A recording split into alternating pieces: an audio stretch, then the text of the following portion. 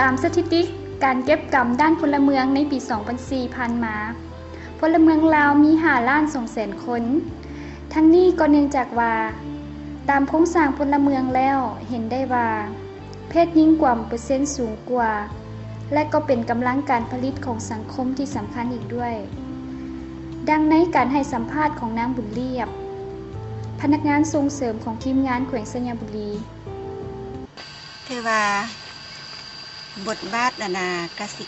บทบาทของแม่หญิงที่อยู่ในกสิกรรมนั้นคือว่าพวกเขาก็ได้มีบทบาทในการเข้าร่วมกองประชุมแล้วก็ได้มีบทบาทเข้าร่วมเวียกงานต่างๆที่องค์การจัดตั้งคือว่าทางขั้นถึงเพิ่นได้รับการมอบหมายเนาะที่ว่าพวกเขาก็ได้มีบทบาทเข้าร่วมจะเป็นเวียกงานประชุมบ่ปรึกษาหารือ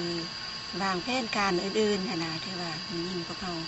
จำนวนนึงก็ได้เข้าร่วมเนาะได้เข้าร่วมปรึกษาหารือนำเพิ่นที่ว่าอันนี้พวกเขาก็มีบทบาทแล้วก็ไม่ยิ่งพวกเขาที่อยู่ในแผนกขั้นคืออยู่ในแผนกกสิกรรมเนี่ยบางคนก็ได้มีหน้าที่และประกอบส่วนที่ว่าเพิ่นก็ยกสู้วันซะเนาะทางแผนกเพิ่นก็ได้ยกสู้แล้วบทบาทไม่ยิ่งนี้เรื่องการไปเรียนต่อบ่เรื่องการไปฝึกอบรมอื่นบ่คือว่ายิ่งพวกเขาก็ได้เข้าร่วมคือว่ามีบทบาทซะเนาะบทบาทด้านนี้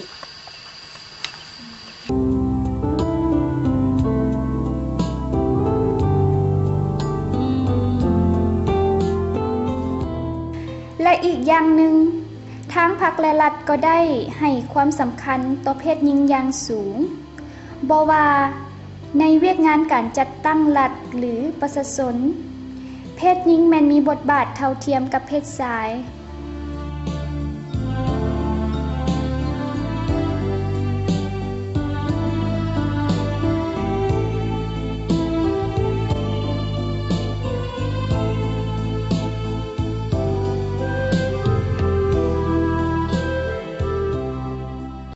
ข้าพเจ้าเองเนาะแม่นแล้วเราเป็นผู้หญิงนี่แม่นอยู่ว่าเราเทียบเท่ากับผู้ชายแต่มีบางอันที่เราจะบ่สามารถเทียบเท่ากับพระเจ้าได้เนาะคือยกตัวอย่างคือว่าไปลงสนามสีบอลที่ยุ่งยากการด่านนี่ก็ถือว่าไม่ยิ่งเราบางอันก็เฮ็ดบ่ได้เนาะคือยกตัวอย่างที่พวกเราลงส่งเสริมปัจจุบันนี้บอลที่ยุ่งยากนี่ก็มีไล่แหละก็ถือว่าเฮ็ดให้ตนเองนี้พบปัญหาว่าซั่นซะแต่บ่ได้ท้อถอยเนาะแต่ว่าฮู้อยู่ว่ามันยุ่งยากนั้นคือว่าลงแต่ละเมืองนั้นถือว่าแม่หญิงพวกเขาก็ได้ประกอบส่วนเนาะที่ว่าผู้ชายเฮ็ดใดแนวใดพวกเขาก็ได้เฮ็ดนำเขาเจ้าคือนั้นในเวียกงานด้านการส่งเสริมแล้วเพศหญิงได้เฮ็ดหน้าที่เป็นผู้วางแผนการร่วมในการสร้างบุคลากรและนำเอาบทเรียนต่างๆลงสู่ภาคสนามเพื่อถ่ายทอดบทเรียนตัวจริงในหากฐานการผลิตอีกด้านหนึ่งถึงว่าเพศหญิงจะเป็นเพศอ่อนแอก็ตามแต่การประกอบส่วนในการสร้างบุคลากรก็ได้มีความตัดสินใจสูงเข้าในภารกิจการส่งเสริมแล้วก็ได้รับประชุมเนาะแล้วแต่ส่วนทางไหนเข้าร่วมน่ะถ้าข้าเจ้าถ้ามีผู้หญิงซ้ำก็ชอบถามเนี่ยว่าถามข้าเจ้าจะเพราะว่าข้าเจ้าจะบ่น่าอายแล้วก็ให้ความหมายความมือให้ยังขนาดถ้าผู้ชายถามเนี่ยข้าเจ้าจะอายกันเรากันลายังหันยังหาจะการเรากันอารมณ์สนทนาจะง่ายขึ้นแล้วข้าเจ้าก็บ่น่าอายข้าเจ้าก็เป็นกันเองเป็นน้องธรรมดายังขนาดเราจะบ่ได้ในการนำเอาความรู้ลงไปสู่พื้นฐานการผลิตห่างไกลซอกลีกถึงมีสภาพความยุ่งยากทุรกันดารแต่เพศหญิงก็บ่ได้ท้อถอยตั้งหน้าปฏิบัติหน้าที่ให้สำเร็จตามเวียกงานได้รับ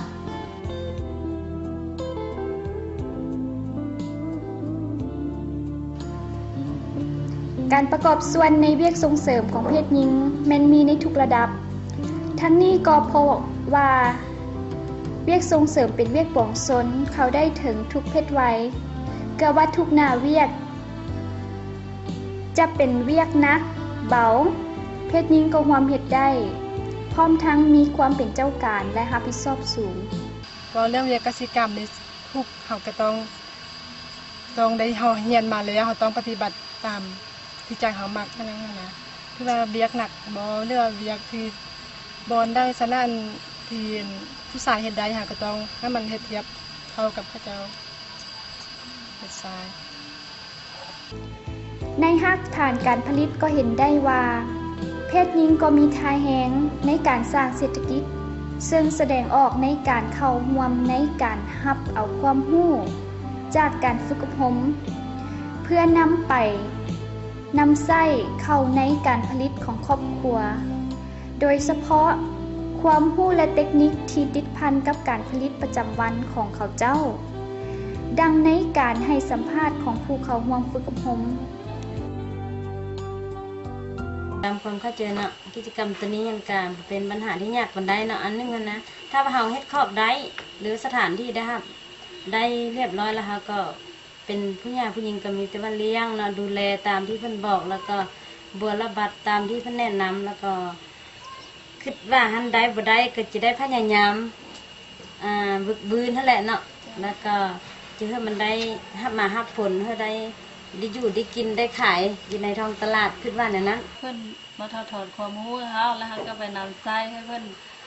เพราะว่ามีความผลตอบแทนเพิ่นนั่นแต่ละเนาะเพิ่นก็ว่าเขาก็ปฏิบัติเอาใจใส่ตั้งใจบุกหน้าบืนตัวเท่านั้นเพิ่นว่าได้รับมาครับผลนั้นเอาหมู่คู่หลายๆคนเนาะเข้ามาเลี้ยงเป็ดเลี้ยงไก่นำเฮาเนาะแต่ว่าตัวนี้เฮาก็ต้องได้มีทุนฮ้อนเนาะมีทุนฮ้อนเพื่อเฮาจะมาสร้างข้อสร้างให้เพิ่นก็ว่ามีหลายวิธีเนาะสร้างข้อมันก็มีหลายวิธีบางครั้งคราวเฮาก็ได้ซื้อได้จ่ายเนาะแล้วเฮาเอาแบบที่ว่ากรรมกรคนงานเฮามาภายในกลุ่มของเฮาหลายๆคนเฮาก็ต้องได้ลงทุนลงฮ้อนซื้อเป็ดซื้อไก่หลายๆตัวเข้ามาเนาะแล้วผลที่ได้รับตอบแทนก็เป็นเงินค้ำเนาะทางเพื่อว่าเขาเลี้ยงได้แล้วถ้าเขาขายไปเขาก็ได้เงินได้คำมาตอบแทนเห็นได้ว่ามีหลายเพศหญิงอาสาสมัครเข้าเป็นสมาชิกภายในกลุ่มผลิตภายในบ้านกลายเป็นผู้ผลิตที่ดีเด่นและเป็นวิชาการประจำบ้านดังในการให้สัมภาษณ์ของนายบ้านและวิชาการบ้านเกี่ยวกับวิชาการบ้านเนาะนานๆเอาเองเป็นในบ้านเขาก็ได้เอาใจใส่สุขยูและก็ติดตามเนาะเพื่อว่าให้เวียนงานในกลุ่มกันเลี้ยงหมูให้เพื่อว่าจะให้คืบหน้าขยายตัวใดเนาะเพื่อว่าให้มันดีขึ้นกว่าเก่าจะมีอย่างเฮาอย่างใดเอาใจใส่เป็นต้นว่าอยู่ในภายในบ้านของพวกเฮาถ้าว่าผู้ใดมีเงินไขพวกเฮาก็อย่างใดเอาใจใส่สุขยูถ้าเขาเจ้าได้เข้าในกลุ่มเลี้ยงเป็นได้เป็นวิชาการบ้านเนาะก็ดีใจเนาะตื่นตัวสมัครใจข้าพเจ้าได้เป็นวิชาการบ้านข้าพเจ้าก็มีความอุดมสมบูรณ์นิดนึงเนาะเพราะว่าได้ความรู้แล้วเขาก็ได้ฝึกเขาก็ได้กีมาให้เราก็บ่เคยเป็นแบบนี้เนาะกีมาก็เลี้ยงก็ตามมีตามเกิดเนาะแล้วเขาก็บ่รู้เนาะว่าสิในการเลี้ยงมันก็จะตายมันนั้นมาเขาก็บ่รู้การสัญญาเนี่ยเราก็จะตายสิซ้ำมันก็บ่ได้รับผลมาเดี๋ยวนี้เขามาเป็นวิชาการบ้านแล้วเขาได้ทำได้เรียนนี้แล้วก็เลี้ยงหมูก็ได้รับผลดีสุดเลยก็หลายรับก็ได้เพิ่มเขาครอบครัวเขาไล่แล้วก็คนเจ้าความทุกข์ยากที่ว่าที่บ่ได้มาให้ไล่บ่ได้ให้มาหน้าไล่อยู่ได้เลี้ยงหมูอย่างนี้ต่อการปฏิบัติหน้าที่เป็นวิชาการบ้านเพศหญิงก็บ่ได้น้อยหน้าไปกว่าเพศชายแต่อย่างใดเขามีความตัดสินใจสูงต่อการปฏิบัติหน้าที่ทั้งมีผลการปฏิบัติที่เป็นน่าพอใจ